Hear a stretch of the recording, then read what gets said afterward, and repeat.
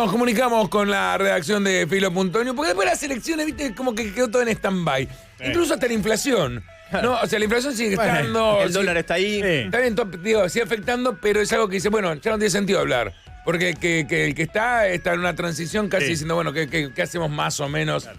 ¿Cómo podemos seguir? Claro, y por otro lado, quien viene ya dijo que.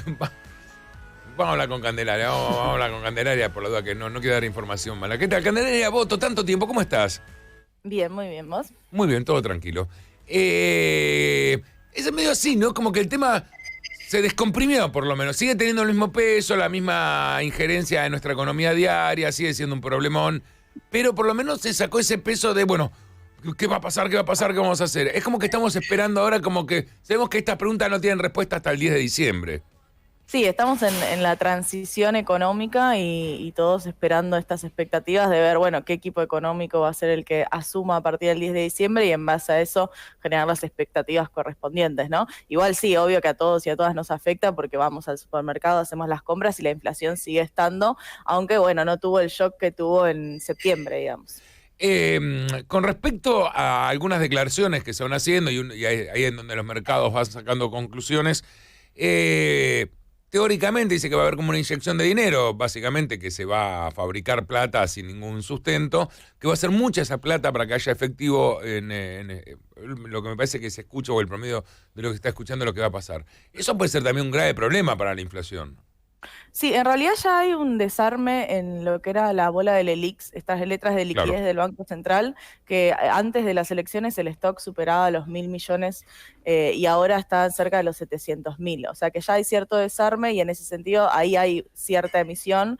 El tema es que también al tener el cepo reforzado, este cepo de $200 por home banking o $100 por mes, hace que no se te vaya directamente al tipo de cambio como pasaba antes de que se reforzara, se diera esta vuelta de tuerca en el cepo, pero bueno, sí, incluso con esta emisión, digo, lo estructurante y lo que más se está discutiendo entre economistas es cómo se va a dar el proceso de reestructuración de deuda, claro, porque en base a eso sabes con cuántos recursos contás y cómo vas a diagramar la planificación económica. Ese es otro tema que también es bastante confuso el mensaje, ¿no? Por un lado se habla con el Fondo Monetario y se dice no te da problemas, esto van a ser así, los mercados no reaccionan. Ya la quita fue hecha de alguna forma en el valor que tienen los bonos. Y, digo, por una cuestión de valor. Y por otro lado, no, diciendo, no, bueno, no vamos a hacer esto con el hambre del pueblo. Está como muy de un lado y del otro, ¿no? Para los mercados habla de una forma y para, digamos, quienes lo eligieron, me parece que habla de otra. Entonces, ¿cómo entender qué va a pasar realmente? Bueno, por eso creo que todos estamos viendo cuál va a ser la conformación del equipo económico, porque en base a eso se va a saber cómo se va a actuar. Si es más mercado o más economía popular, digamos. Sí, el tema es básicamente cómo se va a dar, o sea, esa negociación se tiene que dar sí o sí porque los plazos como están hoy en día lo sabe el gobierno actual, el entrante y los mercados que no se pueden pagar. Entonces, el tema es cómo va a ser esa negociación y qué tan amigable va a ser hacia el mercado o hacia los recursos públicos y la idea de crecimiento económico. Como que en términos de deuda hay dos posturas centrales, una más a lo Nielsen, más libre mercado, sin quita, ni de capital ni de intereses, y después tenés otro más del lado de Martín Guzmán, que es un economista especialista en deuda soberana, que habla de, bueno, suspender, hacer un reperfilamiento y dar más aire para poder crecer económicamente y después pagar. Esas son básicamente las dos discusiones, hay que ver, bueno, quién termina asumiendo el 10 de diciembre, ¿no? Después, Cande, en cuanto a los servicios y distintas cosas que se estuvieron frenando, por lo menos en los últimos meses, como una especie de apaciguamiento de la economía, del bolsillo de la gente. Los combustibles, ahora anunciaron que las tarifas de gas también van a aumentar en febrero. ¿Esto puede repercutir de acá a fin de año para que haya alguna modificación? ¿Precios esenciales? Bueno, Precios Esenciales es un programa que terminó después de las elecciones y ahora pasó al programa de precios cuidados con un aumento que ronda el 10%. También se aumentaron los combustibles después de las elecciones y todo eso va a terminar impactando en el número inflacionario de noviembre, que se espera que sea del 3,5-4% y diciembre igual. Para diciembre ya está oficializado un aumento del 12% en las prepagas en el sector de salud. Por ende, digo, el número de inflación mensual va a seguir siendo alto. Es verdad que en octubre se desaceleró porque fue del 3,3%, cuando en septiembre veníamos del 5,9%, entonces, bueno, fue como una especie de buena noticia, pero en realidad siempre que el índice sea mayor al 2,5 o 3% mensual, estamos hablando de un nivel inflacionario muy alto, donde también el componente inercial de cómo se van formando los precios empieza a pesar, y bueno, con esto es que se asume también el 10 de diciembre. Hola Candy, Dani, buen día, ¿cómo estás? Quería preguntarte si incide mucho el nombre de aquel que puede llegar a estar en la cartera de economía o tiene que ver con una plataforma y el tema es cambiar nombres directamente o ya hay un plan y más allá de quién esté adelante, digo, eso se ejecuta de tal manera, porque se pone un interés en el gabinete, en los nombres, en quiénes van a estar, pero quizás a veces es alguien que está en un lugar y que depende ya de una idea previa y mucho más macro. Sí, es que también hay que entender que el Frente de Todos es un frente tan amplio en un sentido ideológico, o sea, un peronismo tan amplio que depende mucho el nombre de quien esté porque con él vendrá su doctrina económica y su planificación.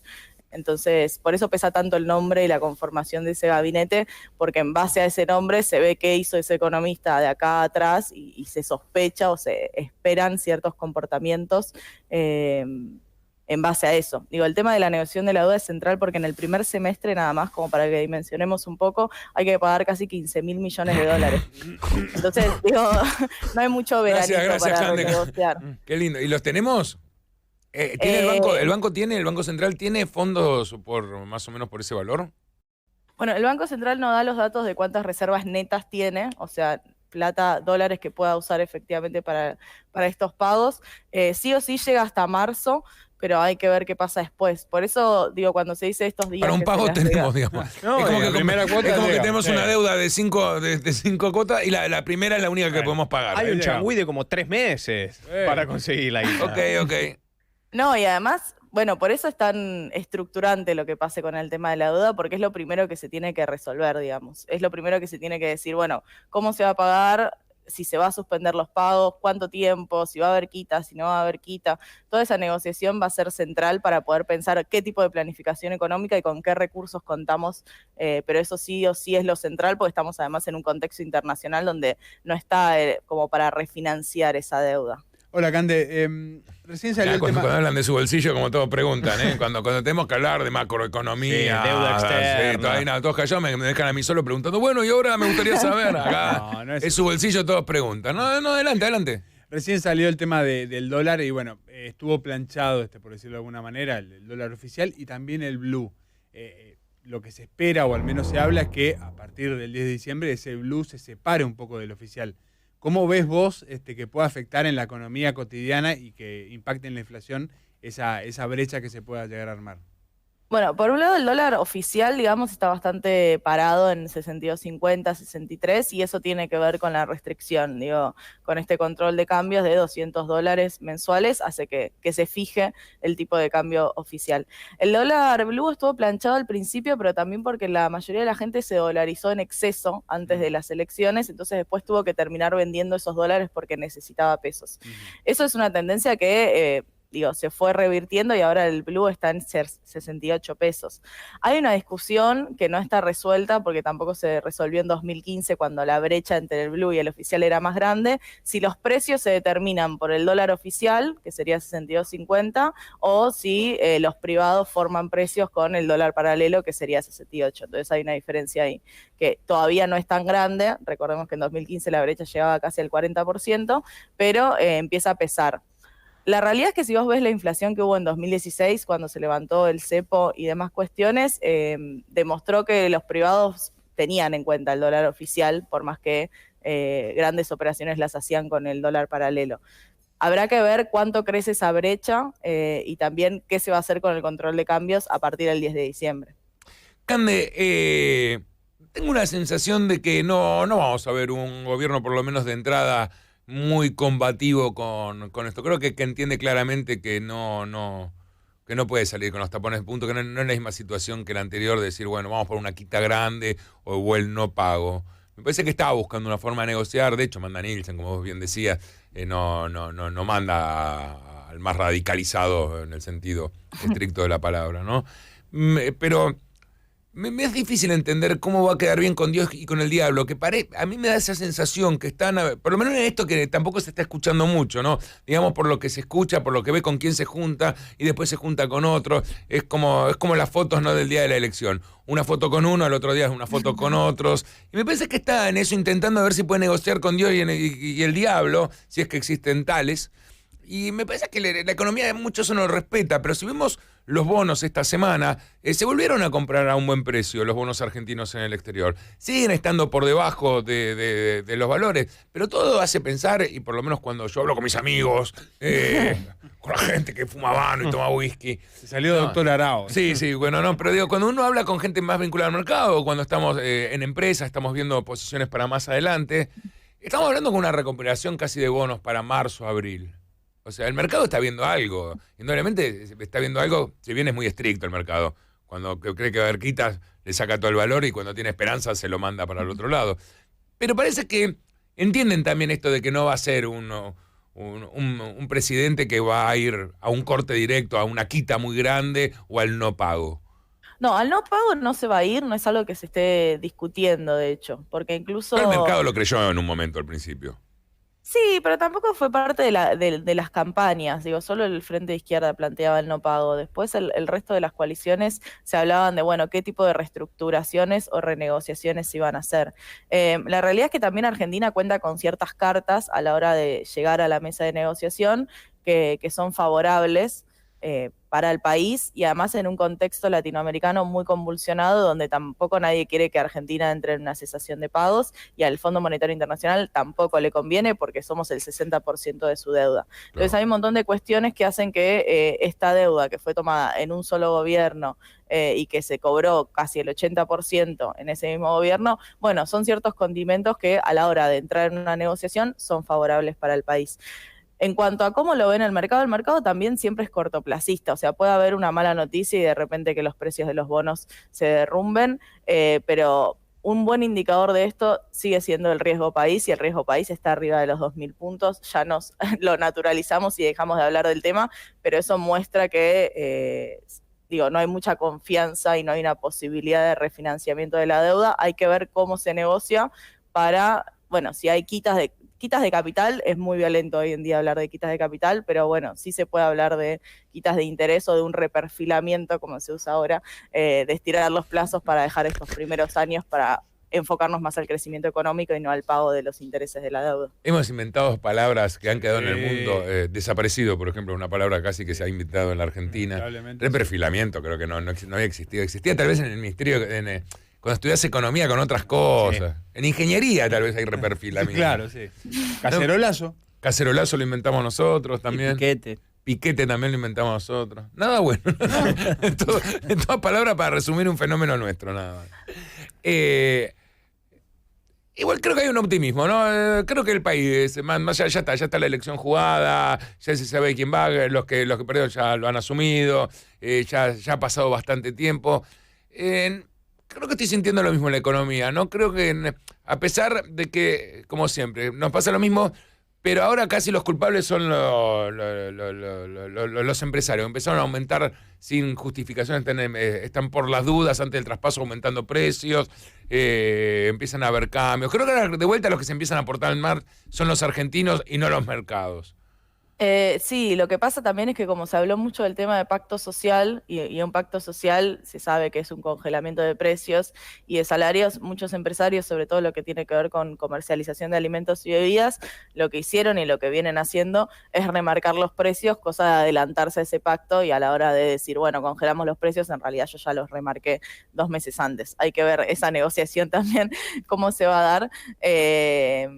Pero sí, hay un espíritu de transición, porque tampoco se están operando grandes volúmenes en el mercado, ni en el mercado de cambios, ni en la bolsa, y eso tiene que ver con que estemos todos ahí un poco a la expectativa de qué es lo que va a pasar a partir del 10 de diciembre. Lo estructurante, sin lugar a dudas, es lo que va a pasar con la deuda, y en base a eso también importa qué va a pasar con el control de cambios, si se va a seguir un control de cambios tan reñido como este, con el límite en $200, o se va a liberar un poco. Alberto en un momento habló de liberarlo para las empresas, porque hoy en día es verdad que las empresas tienen prohibido comprar dólares y les cuesta incluso importar ciertas cuestiones que necesitan, entonces parece que no es tan sostenible en el mediano plazo, y hay muchas cuestiones que se tienen que desenredar en diciembre. Yo, porque la gente muchas veces ya habla de 2020, qué es lo que va a pasar, qué podemos esperar. Bueno, todavía falta diciembre de 2019, diciembre no suele ser un mes tranquilo para la Argentina, y es un diciembre donde se van a tomar muchas determinaciones económicas. Cande, para terminar, acá hay pregunta por Twitter, una pregunta que claro, que está bien.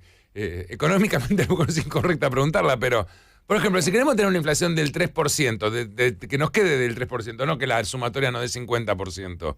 ¿Cómo debería? Anual? 3% claro, anual. 3% anual, claro.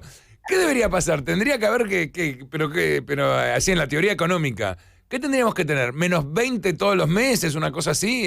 ¿Tendría que dar negativo? O sea, para que haya 3% en 2019, pensemos que las estimaciones ya son del 55%. No, eso no va a pasar, digo. Para este año es imposible. Pero ¿cómo se llega a una inflación del 3%? ¿Teniendo todos los meses cuánto? ¿Menos 4? O sea, ¿negativo? No, para tener 3% anual tenés que tener muy poquito cada mes, 0,2, 0,4 por mes, y llegás a un 3% anual. Ok. Pero digo, también hay que entender que la inflación, y por lo menos la historia económica argentina demuestra que los planes de shock no terminan muy bien. Entonces hay que empezar a pensar, a resolver el tema de la inflación en un mediano y largo plazo. O sea, una proyección de una inflación del 35% para el año que viene es un éxito, entendiendo que este año tuvimos el 55%. Como también reconocer de dónde venimos y hacia dónde queremos ir, que mejor sea una proyección a mediano o largo plazo y no sea un plan de shock que termine como terminaron todos los planes de shock en la Argentina. No termina como terminaron todos los planes de shock. No, ojalá que no. Sí, va a ser así. No sé si hay que tener esperanza. Si no tenemos esperanza, ¿qué tenemos? ¿Cuánto? ¿Te puedo preguntar la edad o más o menos por dónde andás? No viví ninguna hiperinflación. Tengo 27. Inocente palomita. Claro, te entiendo. Bueno, ojalá. De hecho, este año va a ser lo la veas, inflación más querida. alta en los últimos 28 años. O sea, desde el año que yo nací va a ser la inflación más alta. Felicitaciones. ¿En 28 años? Sí, desde el 91, desde que salimos de la última. No, ¿y el 2001 hiper. no tuvo más inflación? No, 2001 no. Los trimestres más altos fue septiembre del año pasado y abril de 2016. Mirá vos. Sí. Bueno. Ojalá que hayas visto todo lo que tenías que ver. Para el bien de todos. Gracias, Cande. De nada. Inflación, un tema que se nos había como escapado, ¿no?